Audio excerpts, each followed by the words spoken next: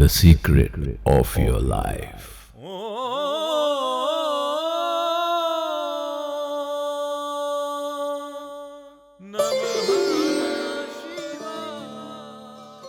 नमस्कार जी, मैं Shifali secret of your life program में आपका तहे दिल से स्वागत करती हूँ। एक बार फिर से आपके सामने हाजिर हैं आप सभी के मन की बात लेकर। मुझे लगता है कि यह सवाल जो है ना कभी आपके मन में भी उठा होगा या फिर कई लोगों के मन में अभी भी चल रहा होगा।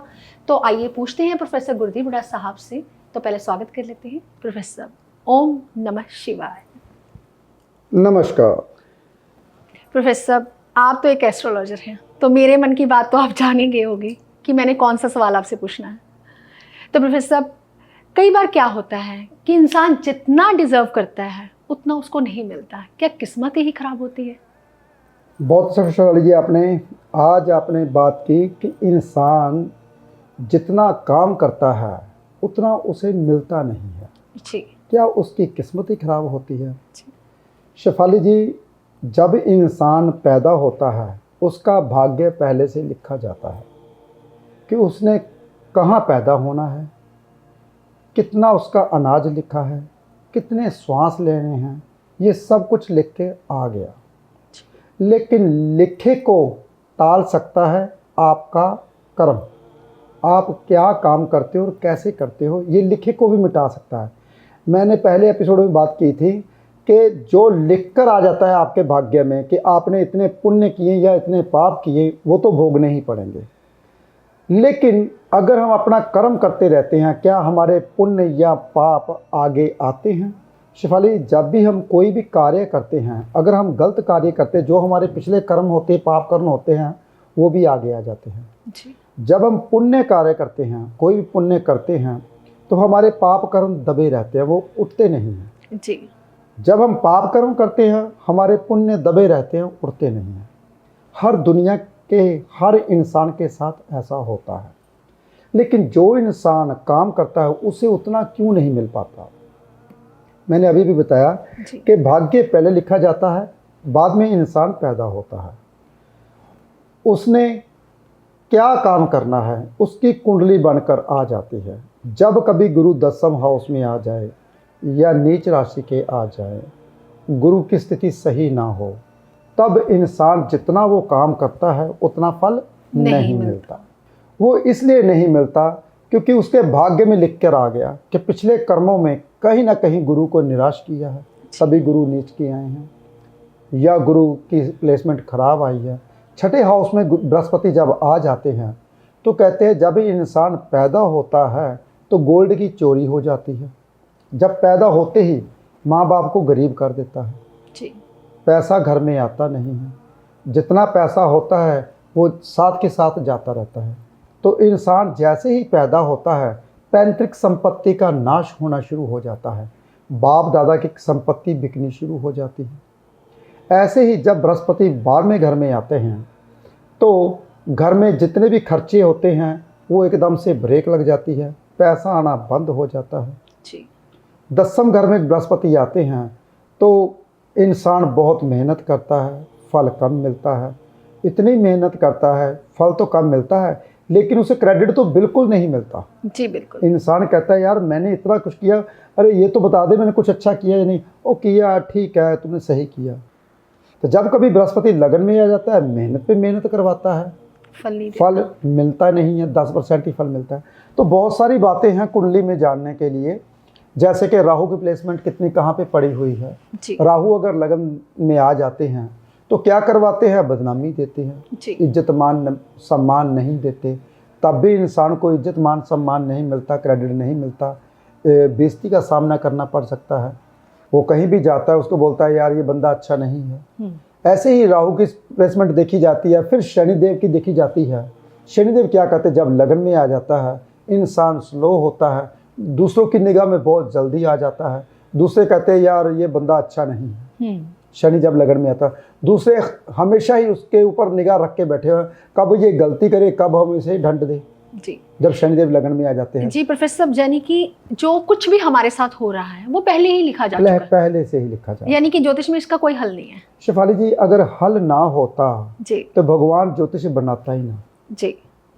प्रोफेसर साहब, कई बार हमारे ऊपर कोई झूठे इल्ज़ाम लगा देता है, बदनामी करता है, झूठी अफवाहें फैलाई जाती हैं, तो हम क्या करें? या फिर ये सब कर्मों का ही लेखा जोखा होता है?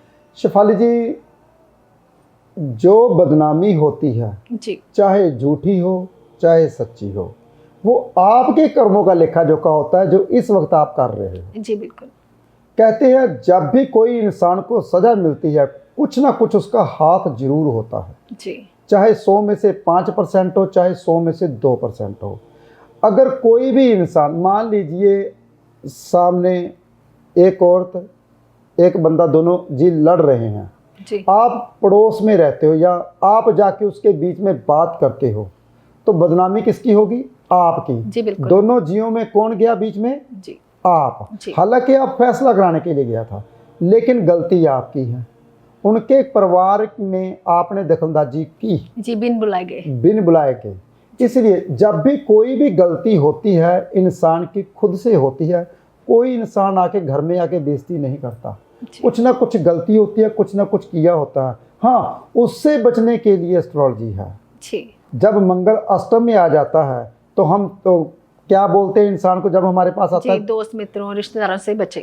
दूर रहें। जी, कोर्ट केस हो सकता है। हो सकता है जब शनि की पोजीशन साथ में खराब हो जाए तो। जी बिल्कुल। इसलिए हम बोलते हैं भाई तेरे दोस्त मित्र इस बार सके नहीं है, जब तेरे को कोई फोन आए तो पहले से बोल देना मैं यहाँ पे हूँ ही नहीं। जी हम यही बोलते हैं ना। जी हालांकि झूठ बोलना सिखाते हैं लेकिन उसका फायदा होता है। क्यों? क्योंकि अगर वो साथ में जाएगा केस उसके ऊपर आ जाएगा।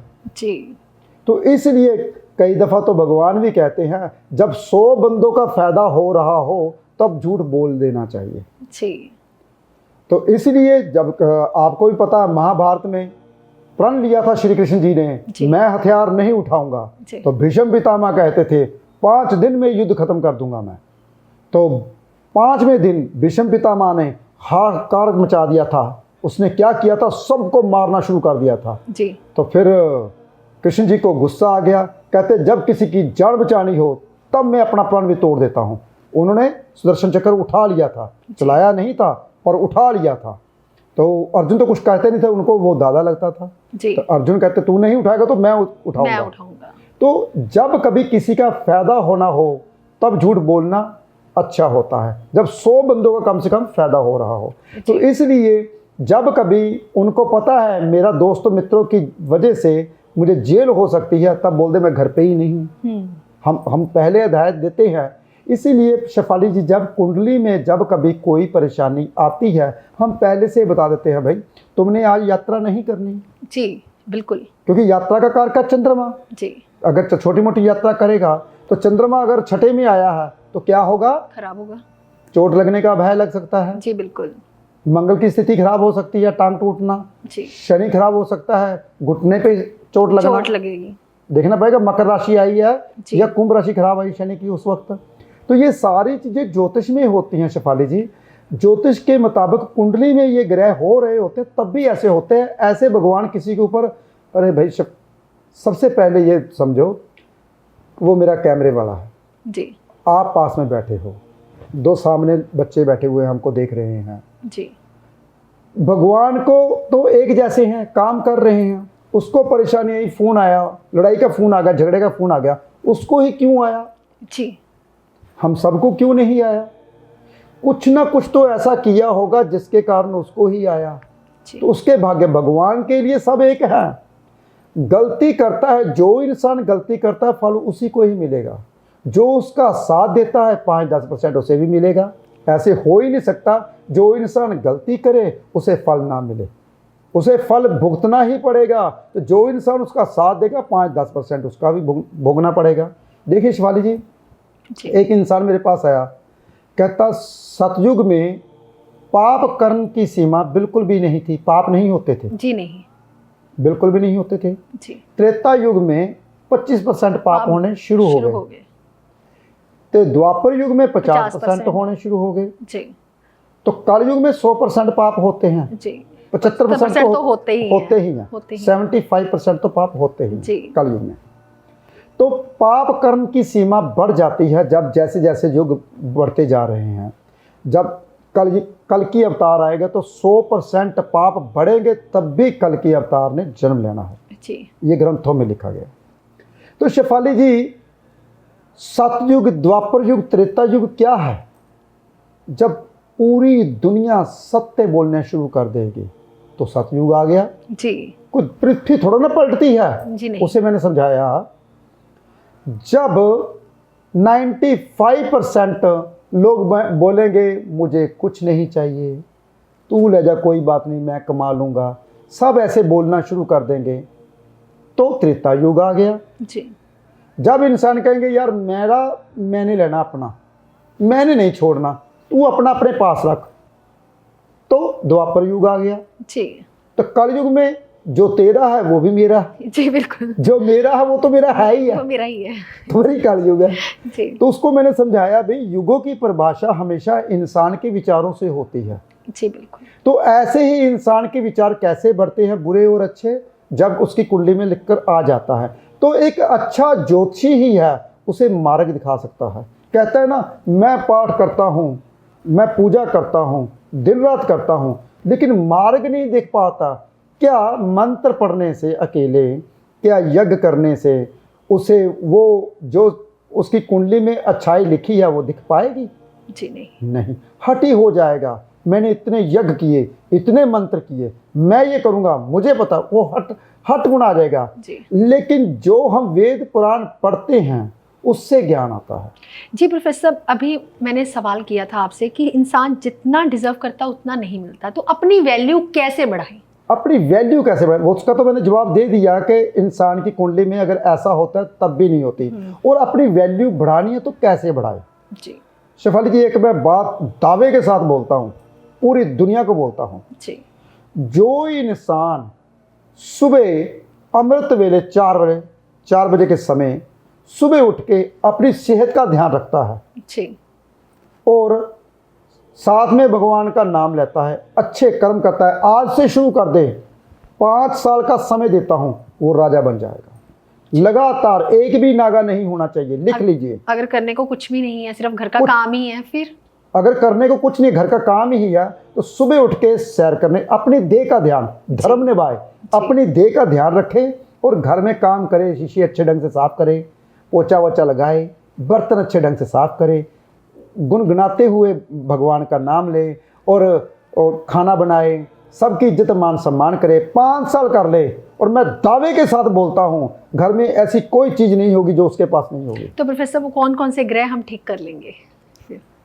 गुरु, सूर्य, चंद्र, शनि, राहु, केतु, शुक्र, सभी के सभी ग्रह ठीक हो जाते हैं जो इंसान मन साफ रखता है, सुबह उठ के सैर करता है और अपनी देह का ध्यान रखता है और भगवान का नाम लेते हुए, गाना गाते हुए, कुछ भी करते हुए खाना बनाता है। शेफाली जी, आपको ये भी पता होगा, जो बीमार होता है अगर उसके हाथ का खाना खाते तो खुद बीमार पड़ जाओगे। जी बिल्कुल। घर में स्त्री बीमार होती है, क्लेश करती हुई खाना बनाएगी तो वो खाना जहर बन जाएगा। जी बिल्कुल प्रोफेसर, अपनी वैल्यू हम कैसे बढ़ा सकते हैं? अगर बॉस के सामने बनानी है तब कैसे बढ़ा सकते हैं? अगर घर में किसी औरत ने अपनी वैल्यू बनानी है तो वो कैसे बना सकती है? अपने काम को सही ढंग से करे। जी। बात सुनिए बहुत ध्यान से। कल मेरा ड्राइवर मेरे पास खड़ा हुआ था। जी। मैंने उसे समझाया, मैंने कहा बेटा तू गाड़ी बहुत अच्छे ढंग से साफ करता है, और भी अच्छे ढंग से साफ, वो 3-4 गाड़ियां बड़े अच्छे ढंग से साफ करता है, रोज शाम को मैं 500 दे देता हूँ, 200 दे देता, कभी कितना कुछ रोज। जी बिल्कुल। मैं कहा ये तेरी मेहनत का वो तनख्वाह तेरी अलग से है, ये तेरी ईमानदारी, तू इतनी अच्छे ढंग से गाड़ी साफ करता है। तो मालिक उसका कौन हुआ? जी, आप। मैं। तो जो अगर मैं अपने काम अच्छे ढंग से करूंगा तो मेरा मालिक कौन है?